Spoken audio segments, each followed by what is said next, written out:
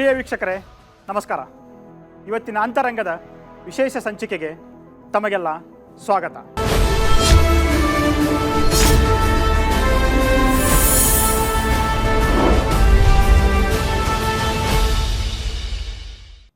ಸಾಧನೆಯ ಹಾದಿಯಲ್ಲಿ ಒಬ್ಬ ಸಾಧಕ ಹಲವಾರು ಅಡೆತಡೆ ಹಾಗೂ ಕಲ್ಲು ಮುಳ್ಳುಗಳನ್ನು ದಾಟಿ ಅವನು ಸಾಧನೆಯ ಶಿಖರವನ್ನೇರ್ತಾನೆ.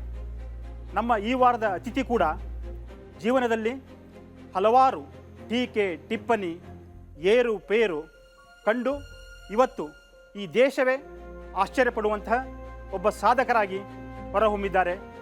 ಒಂದು ಬಹುದೊಡ್ಡ ಉದ್ಯಮ ಸಾಮ್ರಾಜ್ಯವನ್ನು ಕಟ್ಟಿದ್ದಾರೆ ಹಾಗೂ ರಾಜಕೀಯದಲ್ಲೂ ಕೂಡ ಒಬ್ಬ ಜನನಾಯಕ, ಒಬ್ಬ ಸಮಾಜ ಸೇವಕರಾಗಿ ಹೊರಹೊಮ್ಮಿದ್ದಾರೆ.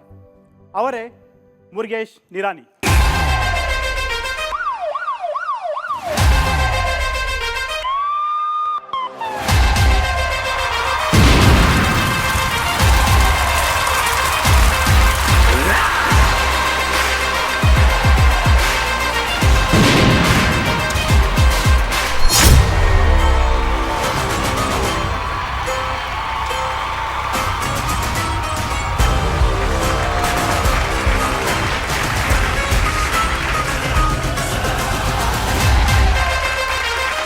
ಮುರುಗೇಶ್ ನಿರಾಣಿ ಅವರೇ, ಕಾರ್ಯಕ್ರಮಕ್ಕೆ ಸ್ವಾಗತ.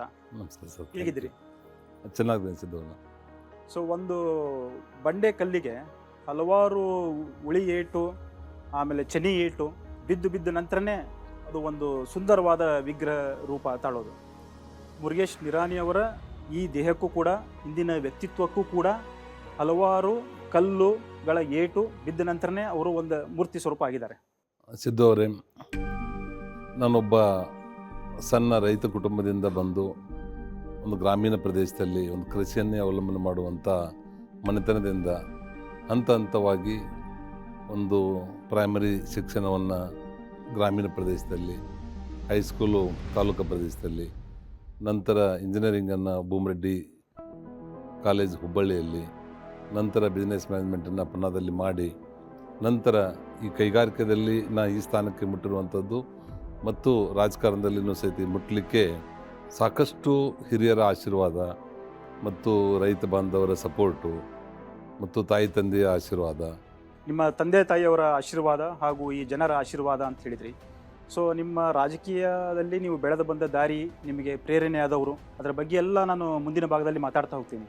ಅದಕ್ಕಿಂತ ಮುಂಚೆ ಮುರುಗೇಶ್ ನಿರಾಣಿಯವರು ಒಂದು ಬೀಳಗಿ ಜಿಲ್ಲೆಯ ಒಂದು ಸಣ್ಣ ಗ್ರಾಮದಲ್ಲಿ ಹುಟ್ಟಿ ಈಗ ಇಡೀ ರಾಜ್ಯ, ಇಡೀ ದೇಶನೇ ತಮ್ಮತ್ತ ನೋಡುವಂಥ ಒಂದು ಸಾಧನೆ ಮಾಡಿದ್ದಾರೆ.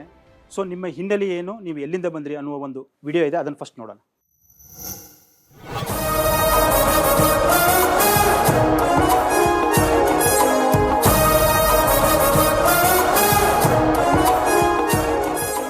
ಯಶಸ್ವಿ ಉದ್ಯಮಿ, ಸಂಕಷ್ಟದಲ್ಲಿ ನೆರವಿಗೆ ಧಾವಿಸೋ ಜನನಾಯಕ ಶ್ರೀ ಮುರುಗೇಶ್ ನಿರಾಣಿ. ಇವರು ಜನಿಸಿದ್ದು ಬಾಗಲಕೋಟೆ ಜಿಲ್ಲೆ ಬೀಳಗಿ ತಾಲೂಕಿನ ಬಸವ ಹಂಚಿನಾಳದ ಜಮೀನ್ದಾರಿ ಮನೆತನದಲ್ಲಿ. 1966ರಲ್ಲಿ ಶ್ರೀಕೃಷ್ಣ ಜನ್ಮಾಷ್ಟಮಿಯಂದು ಶ್ರೀಮತಿ ಸುಶೀಲಮ್ಮ ಹಾಗೂ ಶ್ರೀ ರುದ್ರಪ್ಪ ನಿರಾಣಿ ದಂಪತಿಯ ಪುತ್ರರು. ಇವರದ್ದು ಹಿಂದೂ ಅವಿಭಕ್ತ ಕುಟುಂಬ. ಅಂದಿನ ದಿನಗಳಲ್ಲೇ ಪರರಿಗೆ ನೆರವಾಗೋ ಗುಣ ಮನೆಯ ಹಿರಿಯರಿಂದಲೇ ಮೈಗೂಡಿತ್ತು.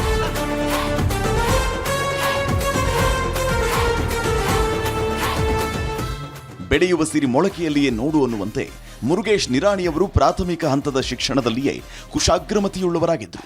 ಹುಬ್ಬಳ್ಳಿಯಲ್ಲಿ ಬಿಇ ಪದವಿ, ಪುಣೆಯ ಫರ್ಗ್ಯೂಸನ್ ಕಾಲೇಜಿನಲ್ಲಿ ಮ್ಯಾನೇಜ್ಮೆಂಟ್ ಪದವಿಯನ್ನ ಪೂರೈಸಿದರು. ಅಂದಿನ ದಿನಗಳಲ್ಲಿ ಸ್ವಗ್ರಾಮದಲ್ಲಿ ಬಿಇ ಪದವಿ ಪಡೆದ ಮೊದಲಿಗರು ಅನ್ನೋ ಶ್ರೇಯಸ್ಸು ಹೊಂದಿದ್ರು. ಅಧ್ಯಯನದ ನಂತರ ಮುರುಗೇಶ್ ನಿರಾಣಿಯವರು ನೌಕರಿಗಾಗಿ ಅಲೆಯದೆ ಸ್ವಂತ ಊರಿಗೆ ಬಂದು ಕೃಷಿಯಲ್ಲಿ ತೊಡಗಿಕೊಂಡರು.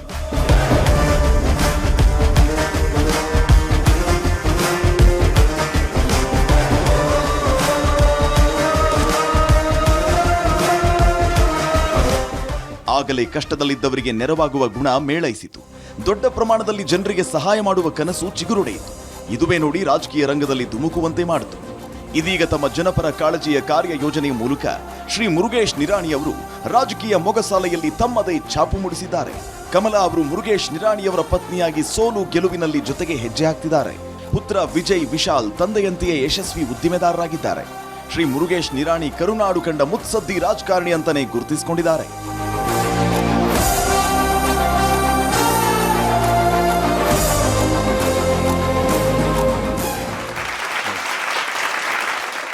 ನಿಮ್ಮನ್ನು ಇವಾಗ ಸ್ವಲ್ಪ ನಿಮ್ಮ ಬಾಲ್ಯಕ್ಕೆ ಕರ್ಕೊಂಡು ಹೋಗ್ತೀನಿ. ಸೊ ಒಂದು ದೊಡ್ಡ ತುಂಬು ಕುಟುಂಬದಲ್ಲಿ ನೀವು ಬೆಳಿತೀರಿ. ಆ ಅವಿಭಕ್ತ ಕುಟುಂಬದಲ್ಲಿ ಸೊ ಮುರುಗೇಶ್ ನಿರಾಣಿ ಅವರು ಹೇಗಿದ್ರು?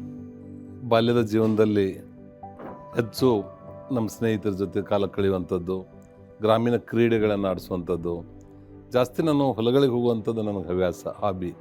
ಹೊಲದಲ್ಲಿ ಕೆಲಸ ಮಾಡುವಂಥದ್ದು, ಎತ್ತಿನ ಜೊತೆ ಹೊಲದಲ್ಲಿ ಕೃಷಿಯನ್ನು ಮಾಡುವಂಥದ್ದು, ವಿಶೇಷವಾಗಿ ಟ್ರ್ಯಾಕ್ಟರ್ ಓಡಿಸೋದಂದರೆ ನನಗೆ ಚಿಕ್ಕಂದಿನಿಂದನೂ ಭಾಳ ಒಂದು ಹುಮ್ಮಸ್ಸು. ನಾನು 6th 7th ಸ್ಟ್ಯಾಂಡರ್ಡ್ದಲ್ಲಿ ನನಗಿನ್ನೂ ಸ್ಟೇರಿಂಗ್ ಬ್ರೇಕ್ ನಿಲ್ತಾ ಇರಲಿಲ್ಲ. ಆ ಟೈಮ್ದಲ್ಲೇ ಟ್ರ್ಯಾಕ್ಟರ್ ಹೊಡಿತಾ ಇದ್ದೆ.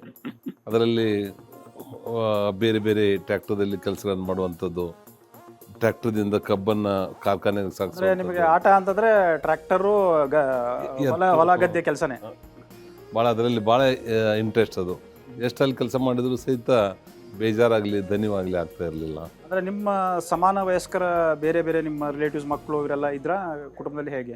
ಇಲ್ಲ, ಆ ಸಂದರ್ಭದಲ್ಲಿ ಹಳ್ಳಿಯಲ್ಲಿ ಇರಬೇಕಾತಂದರೆ ಒಂದೇ ಲೆವೆಲ್ದಲ್ಲಿ ಅಥವಾ ಹೆಚ್ಚು ಬಡ ಕುಟುಂಬದಿಂದ ಬಂದಂಥವರೇ ಆ ಸಂದರ್ಭದಲ್ಲಿ ಇರ್ತಾಯಿದ್ರು.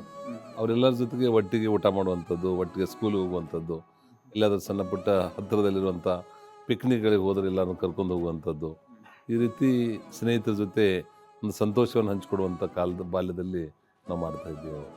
ಸೊ ನೀವು ಚಿಕ್ಕವರಿದ್ದಾಗ ಹೇಗಿದ್ರಿ? ಸೊ ನಿಮ್ಮ ವ್ಯಕ್ತಿತ್ವ ಹೇಗಿತ್ತು, ನಿಮ್ಮ ಗುರಿಗಳು ಯಾವ ರೀತಿ ಇದ್ದು ಅನ್ನೋ ಬಗ್ಗೆ ಸ್ವತಃ ನಿಮ್ಮ ತಂದೆ ತಾಯಿಗಳು ಮಾತಾಡಿದ್ದಾರೆ. ಅದರದ್ದು ಒಂದು ವಿಟಿ ನೋಡೋಣ. ಅದ್ರಲ್ಲಿ ಸಾರಿಗೆ ಹೋಗಾದ್ರಿ ಅವಾಗ ದಗದ ಹಚ್ತಿದ್ದೀವಿ ರೀ. ಸಾಲಿಂದ ಬಂದ್ರಪ್ಲೆ 4 ಎಮ್ಮೆ ಹೆಂಡಿ ಮಾಡೋದು, ಹೊಳಿಗೆ ನೀರಿಗೆ ತಿರ್ಕೊಂಡು ಹೋಗೋದು, ಮನೆ ದಾಟು ತನ ಅಟ್ಟ ಅವ ಮಾಡ್ತಿದ್ದೆ. ಮತ್ತು ಸಾರಿಗೆ ಹೋದ್ರೆ ಹುಡುಗರಿಗೆ ಡ್ರೆಸ್ ತನ್ನ ಕೊಟ್ಟು ಬಿಡೋದು. ಅವು ಅಡ್ಮಳಿ ಮನೆಯಾಗ ಬಂದು ಬರ್ಮೇಲೆ ಯಾಕೆ ಬಂದೆವು, ಗಾಳಿಗೆ ಹಾರಿ ಅದು ಎಳ್ಕ ಮಾಡಕತ್ತಿದ್ದೀವಿ ಸೊಂಟ್ರ ಗಾಳಿಗೆ ಹೋಗಿಬಿಟ್ಟು ಅಂತೇಳವ. ಹಿಂಗಾಗಿ ವರ್ಷ ತಿಂಗಳ 4 ಜೋಡು ಡ್ರೆಸ್ ಅವಾಗ ಮಂದಿಗೆ ಕೊಟ್ಟು ಬಿಡೋದು.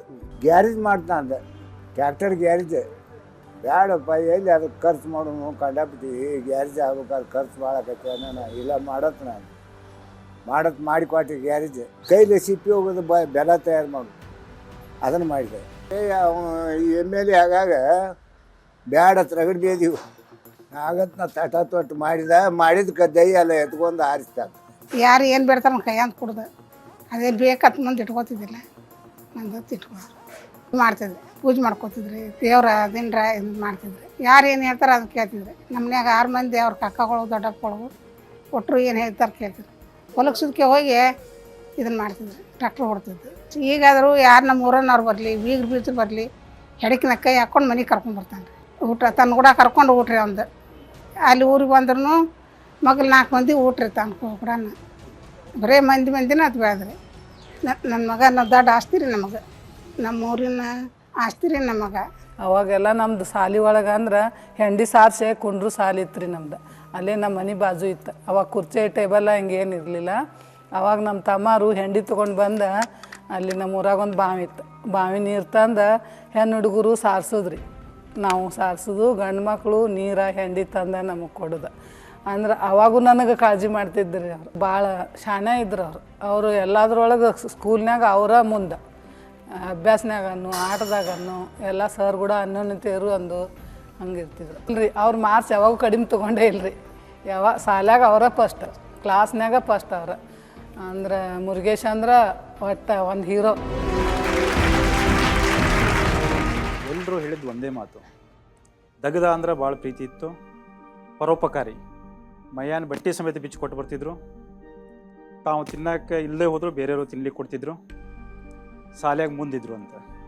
ನಿಜ ಸಿದ್ದವರದು. ಸಣ್ಣ ವಯಸ್ಸಲ್ಲಿ ಬಡವ್ರ ಸ್ನೇಹಿತರನ್ನು ನೋಡಿದಾಗ ಅವ್ರನ್ನ ಬಿಟ್ಟು ಊಟ ಮಾಡೋದಾಗಲಿ, ಅವ್ರು ಬಿಟ್ಟು ನಾವು ಒಳ್ಳೆ ಡ್ರೆಸ್ ಹಾಕೋದಾಗಲಿ ಮಾಡಲಿಕ್ಕೆ ಅದು ಮನಸ್ಸು ಒಪ್ತಿರಲಿಲ್ಲ. ಅವರು ಅಷ್ಟು ಕೂಡಿ ಕರ್ಕೊಂಡು ಹೋಗ್ಬೇಕನ್ನೋಂಥದ್ದು ಎಲ್ಲೋ ಮುರುಗೇಶ್ ನಿರಾಣಿ ಅವರಲ್ಲಿ ಒಂದು ಆನಂದ ಬಾಷ್ಪನ ನಾವು ಕಾಣ್ತಾ ಇದ್ದೀವಿ ಇವಾಗ.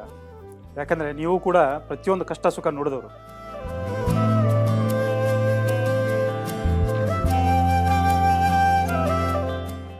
ಯಾಕಂದ್ರೆ ಆ ಬಡತನ ಹಸಿವನ್ನ ಯಾರು ಸಮೀಪದಿಂದ ನೋಡಿರ್ತಾರೆ ಅವ್ರಿಗೆ ಮಾತ್ರ ಇನ್ನೊಬ್ಬರ ಹಸಿವು, ದುಃಖ, ಸಂಕಷ್ಟ ಅರ್ಥ ಆಗ್ಲಿಕ್ಕೆ ಸಾಧ್ಯ. ನಾವು ನಡೆದು ಬಂದ ದಾರಿ ಆ ಪ್ರೈಮರಿ ಸ್ಕೂಲ್ದಿಂದ ಹಿಡಿದು ಇವತ್ತಿನ ಮಟ್ಟಿಗೆ ನಾವು ಮುಟ್ಟಬೇಕಾದರೆ ನಮ್ಗೆ ಅನಿಸಿರಲಿಲ್ಲ ನಾವೊಬ್ಬರು ಮಂತ್ರಿ ಆಗ್ತೇನೆ, ಇಷ್ಟೊಂದು ಕೈಗಾರಿಕೆಯಲ್ಲಿ ಯಶಸ್ವಿ ಕಾಣ್ತೇನೆ. ಯಾವ ಪೂರ್ವ ಪುಣ್ಯ ಗೊತ್ತಿರ್ತದೆ.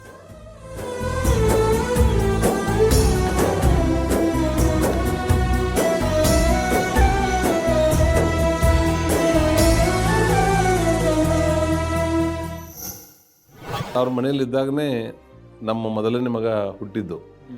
ಅವ್ರ ನೆನಪಿಗಾಗಿನೇ ನಾನು ವಿಜಯ್ ಅಂತೇಳಿ ಹೆಸರಿಟ್ಟಿದ್ದು.